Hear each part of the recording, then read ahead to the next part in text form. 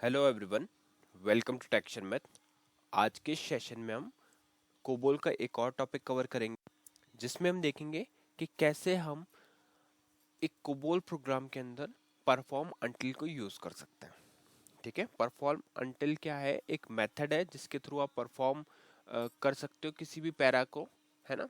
अब आप लोगों ने अगर पहले वाले सेशंस देखे होंगे तो आपको पता होगा कि इससे पहले भी हमने परफॉर्म्स के डिफरेंट डिफरेंट वेरिएशंस देखे थे। जैसे हमने पहले नॉर्मल सिंपल परफॉर्म देखा कि सिंपल परफॉर्म से कैसे पैराग्राफ एग्जीक्यूट होता है।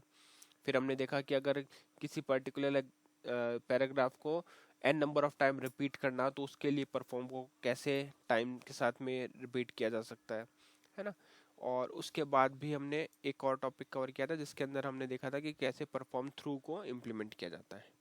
आज के सेशन में हम देखेंगे कि परफॉर्म अंटिल क्या होता है, कौन सी ऐसी कंडीशन होती है जिसमें हम उसको यूज कर सकते हैं और उसको यूज करने का बेनिफिट क्या है। ठीक है, तो सेम प्रोसेस में प्रोसीड करेंगे यहाँ पे भी। सबसे पहले मैं आपको कोड दिखाऊंगा, है ना। मैंने एक कोड क्रिएट किया हुआ है, उस कोड को समझेंगे लाइन बाय लाइन कि उसमें क्या क्या कोड में लिखा है। फिर उसके बाद में उसको रन करके उसका आउटपुट समझेंगे कि आउटपुट क्या आ रहा है। और साथ में हम रिक्वायरमेंट भी देख रहे हैं कि कौन सी ऐसी कंडीशंस है, ऐसे कौन से सिनेरियोज आपको प्रोजेक्ट्स में मिल सकते हैं जहाँ पे आप उन कंडीशंस का यूज़ कर सकते हो।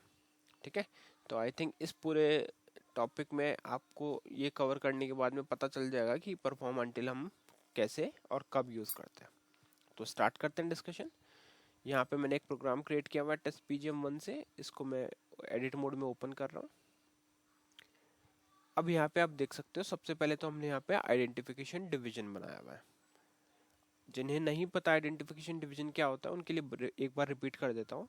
आइडेंटिफिकेशन डिवीजन में आप प्रोग्राम रिलेटेड आइडेंटिटी इंफॉर्मेशन रखते हो। जैसे आप यहाँ देखोगे प्रोग्राम आईडी है टेस्ट पीजीएम 1, है ना, ये अपना प्रोग्राम का नेम हो गया। ऑथर नेम है, ऑथर नेम में आ गया ऑथर का नेम टेक्सचर मैथ। तो अभी के लिए हम ये दो इन्फॉर्मेशन यहाँ से शो कर रहे हैं जो प्रोग्राम आइडेंटिटी को रिप्रेजेंट कर रहा है ना। प्रोग्राम आईडी जो है वो प्रोग्राम के नेम को रिप्रेजेंट कर रहा है, टेस्ट पीजीएम 1। और ऑथर जो है वो प्रोग्राम के राइटर का या ऑथर का नेम शो करता है। ठीक है, अब इधर आप देखोगे यहाँ पे कुछ स्पेसेस हमने ब्लैंक रखे हुए हैं, है ना। इसका अगर आपको मीनिंग नहीं पता तो मैं रिक्वेस्ट करूंगा कि आप इनिशियल पूरी सीरीज को स्टार्टिंग से देखें, क्योंकि अगर आप स्टार्टिंग से देखेंगे तो आपको ये सारी चीज़ें पहले क्लियर हो जाएंगी कि यहाँ पे एक्स्ट्रा स्पेस क्यों है, क्या स्ट्रक्चर होता है कोबोल का। ये सब चीज़ें ऑलरेडी हम डिस्कस कर चुके हैं। अभी के लिए हम मेनली बस फोकस कर रहे हैं अपने परफॉर्म वाले कॉन्सेप्ट पे कि कैसे परफॉर्म को यूज़ किया जाता है। ठीक है, तो आइडेंटिफिकेशन डिवीजन के बाद में हमने कुछ यहाँ पे कमेंट लाइन ऐड की है। तो 7th पोजीशन पे जब आप एस्ट्रिक रखते हो तो वहाँ से आपको कमेंट ऐड हो जाता है ना। ये अपना कमेंट आ गया। कमेंट में हमने लिखा हुआ है परफॉर्म पैरा इन कोबोल। तो ये बस एक इंट्रोडक्शन पर्पस के लिए यहाँ पे इस तरह से आप टेक्स्ट डाल के रख सकते हो। फिर हमने यहाँ पे लिखा डेटा डिवीजन। अब आप में से कुछ लोगों को तो पता होगा कि डेटा डिवीजन क्या है, क्योंकि इससे स्टार्टिंग में जब हमने टॉपिक स्टार्ट किया था तब हमने ये डिस्कस किया था, है ना। तो डेटा डिवीजन मेनली रहता है किसी भी वेरिएबल को जब आपको डिक्लेयर करना हो प्रोग्राम के अंदर, तो उसके लिए आपको एक डिवीजन बनाना होता है जिसमें डेटा डिवीजन बोलते हैं। और उसके अंदर एक वर्किंग स्टोरेज सेक्शन रहेगा। उस वर्किंग स्टोरेज सेक्शन के अंदर आप पूरा वेरिएबल जितना भी आपके प्रोग्राम में आपको यूज करने हैं वो सारे वहाँ पे आप स्टोर करोगे। ठीक है, तो यहाँ पे आप देख सकते हो लाइन नंबर 9 पे हमने डेटा डिवीजन स्टार्ट किया। यहाँ पे 11 पे वर्किंग स्टोरेज सेक्शन रखा। और उसके बाद में जितने भी वेरिएबल, अभी के लिए बस एक ही वेरिएबल की नीड है हमें, तो यहाँ पे एक वेरिएबल हमने डिक्लेयर किया। तो इसका लेवल नंबर क्या है 01, डेटा नेम क्या है काउंटर, पिक्चर क्लॉज, और ये कौन सी वैल्यू होल्ड कर रहा है न्यूमेरिक वैल्यू। ठीक है, 9 सिर्फ एक बार लिखा हुआ है, इसका मतलब कि इसका जो वैल्यू रहेगा वो सिर्फ एक कैरेक्टर स्टोर करेगा, ये एक डिजिट। ठीक है, तो वैल्यू में हमने डाल दिया 1। तो वैल्यू क्लॉज क्या होता है, ऑप्शनल क्लॉज होता है, और ऑप्शनल है तो बट इस प्रोग्राम में अपने को नीड है उसकी वैल्यू की, तो इसलिए मैंने यहाँ पे वैल्यू इनिशियलाइज कर दी 1 से। ठीक है, तो यहाँ तक का जो ये पूरा जो पोर्शन है उसमें हमने क्या किया, हमने एक ऐसा वेरिएबल डिक्लेयर किया जो हम हमारे प्रोग्राम में यूज करने वाले हैं। क्लियर हो गया, वेरिएबल डिक्लेयर हो गया। उसके बाद में हम स्टार्ट करते हैं प्रोसीजर डिवीजन को। प्रोसीजर डिवीजन क्या होता है? प्रोसीजर डिवीजन एक ऐसा डिवीजन होता है जहाँ पे आप अपने पूरे प्रोग्राम का मेन लॉजिक पार्ट लिखते हो। ठीक है, तो जो भी आपका मेन पार्ट होगा पूरे प्रोग्राम का लॉजिकल पार्ट जो होगा वो सारा कहाँ आएगा, प्रोसीजर डिवीजन के अंदर आएगा। तो ये आ गया अपना प्रोसीजर डिवीजन। अब हमने प्रोसीजर डिवीजन में क्या करा हुआ है, हमने एक पैराग्राफ को रन किया है किस कंडीशन पे, अनटिल कंडीशन पे। तो वो समझना इंपॉर्टेंट है। देखो यहाँ क्या हो रहा है, perform para 1 until counter is greater than 5। अब आप लोगों ने नोटिस किया होगा कि जो कोबोल लैंग्वेज है वो आई थिंक अब तक जो भी आप लोगों ने लैंग्वेज देखी होगी उनसे सबसे सिंपल आपको लग रही होगी। क्यों? क्योंकि ये बिल्कुल इंग्लिश जैसी लैंग्वेज है ना। आप यहाँ पे नॉर्मली देखो, कुछ भी रीड करोगे तो आपको इजीली समझ में आ जाएगा। यहाँ क्या लिखा है, perform para 1 until counter is greater than 5, है ना। तो इससे पूरा आपको एकदम क्लियर हो जाता है पढ़ते ही कि क्या रीजन से हमने इसको रखा था और क्यों इसमें क्या इसका मीनिंग है ना। तो इस सिंपल 16 नंबर लाइन को रीड करते ही आपको पता चल रहा है कि ये क्या करेगा, परफॉर्म करेगा पैरा 1 को कब तक, जब तक कि काउंटर की वैल्यू 5 नहीं हो जाती, तब तक ये करता ही जाएगा इसको एग्जीक्यूट। ठीक है। और अगर आप ऊपर देखोगे तो वैल्यू हमने अभी के लिए स्टोर कितनी करी हुई है, 1। तो 1 है तो ये जब तक 5 नहीं होगी ये पैराग्राफ को परफॉर्म करता जाएगा। ठीक है। इसके बाद में हमने स्टॉप रन लिखा हुआ है, तो जब ये पूरा प्रोसेस कंप्लीट हो जाएगा उसके बाद में स्टॉप रन कर देंगे, प्रोग्राम एंड कर देंगे। अब देखते हैं कि पैरा 1 में ऐसा क्या हो रहा है ना।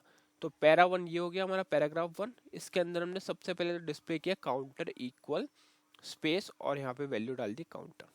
ठीक है। तो ये क्या करेगा, काउंटर इक्वल तो रहेगा हार्ड कोडेड और इस काउंटर में जो भी वैल्यू होगी, जैसे अभी 1 है तो आ जाएगा 1। फिर हमने किया ऐड 1 टू काउंटर। तो ये भी आपको पढ़ने से ही समझ में आ रहा है, ऐड 1 टू काउंटर का मतलब क्या हुआ कि काउंटर में एक वैल्यू को ऐड कर दो। ठीक है।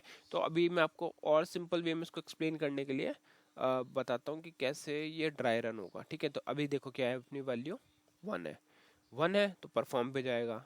यहाँ पे ये चेक करेगा कि क्या काउंटर की वैल्यू ग्रेटर देन 5 है, नहीं है। तो इस केस में क्या होगा, यहाँ पे ये जाएगा और डिस्प्ले कर देगा काउंटर इक्वल 1, क्योंकि 1 वैल्यू यहाँ पे प्रिंट हो जाएगी। फिर ये करेगा ऐड 1 टू काउंटर। अब काउंटर अपनी जो काउंटर वेरिएबल है उसकी वैल्यू कितनी हो गई, 2। चेक करेगा 2 इज ग्रेटर देन 5, नो। तो फिर ये वापस आएगा और वैल्यू प्रिंट कर देगा 2। उसी तरह अब फिर ऐड हो जाएगी 1 उसमें 2 में, तो 2 + 1 3। अब वैल्यू आ गई 3, तो यहाँ आएगा 3 इज ग्रेटर देन नो। तो अनटिल है मतलब जब तक नहीं होगा तब तक चलता रहेगा। तो यहाँ पे 3 प्रिंट हो जाएगा, 3 + 1 हो जाएगा 4। फिर वापस जाएगा, चेक करेगा 4 इज ग्रेटर देन नो, यहाँ पे आ जाएगा और फिर से इसको प्रिंट कर देगा 4 को। फिर जाएगा 5, 4 1 5 हो गया। अब 5 के लिए चेक करेगा, 5 इज ग्रेटर देन 9, वापस आएगा और 5 को प्रिंट कर देगा। बट इस टाइम जब हमारे पास वैल्यू 5 है, उसके बाद जब 5 + 1 6 होगा, तब वो वापस चेक करने आएगा कि क्या काउंटर 6 जो वैल्यू स्टोर्ड है उसमें क्या वो ग्रेटर है 5 से। तो इस केस में ये हो जाएगा यस इट इज ग्रेटर, तो वो सिंपली बाहर आ जाएगा। अनटिल था तब तक ही रन करेगा जब तक कंडीशन मैच नहीं हो जाती। कंडीशन मैच हो गई उसके बाद में सीधा वो स्टॉप रन कर देगा। ठीक है। तो आई थिंक ड्राई रन से आपको पूरा क्लियर हो गया होगा कैसे एट्रिशन वर्क कर रही है। एक बार इसको कंपाइल करके आउटपुट भी दिखा देता हूँ। तो इसको करेंगे कंपाइल कॉल। देखो पहली वैल्यू क्या आई हमारे पास, काउंटर 1। दूसरी आई काउंटर 2, फिर काउंटर 3 4 और काउंटर 5। तो काउंटर 5 आते ही हमारे पास 5 जो वैल्यूज थी वो यहाँ पे प्रिंट हो गई। ठीक है। तो यही हमारा प्रोसेस रहता है कि जब भी हम परफॉर्म को यूज़ कर रहे हैं, परफॉर्म यूज़ करने के टाइम पे अगर हम अपने प्रोग्राम को इटरेट करेंगे परफॉर्म के साथ में, तो वो जो भी वैल्यू होगी उसको फर्स्टली वेरीफाई करेगा। अगर वो वैल्यू मैच हुई तो उस केस में हम उस वैल्यू को प्रिंट कर देते हैं। जैसे यहाँ पे लिखा है पहले हमारी इनिशियल वैल्यू कितनी थी, 1। तो 1 की वैल्यू इसने चेक करी और फिर उस अकॉर्डिंग उसने प्रिंट कर दिया। और ऐड काउंटर हमने डाल रखा है परफॉर्म के पैरा के अंदर। तो जैसे ही पैरा में वो वैल्यू इंक्रीमेंट होगी, क्योंकि ये आपको रखना ज़रूरी है। अगर आप इस तरह से वैल्यू ये वाला पॉइंट नहीं रखोगे तो वो फिर से एक इनफाइनाइट लूप बन जाएगा, क्योंकि ये तो जब तक चलेगा जब तक ये 5 से ग्रेटर नहीं है। और अगर आप ये ऐड वाला स्टेटमेंट नहीं रखोगे तो वो 5 से ग्रेटर कभी होगा नहीं, है ना।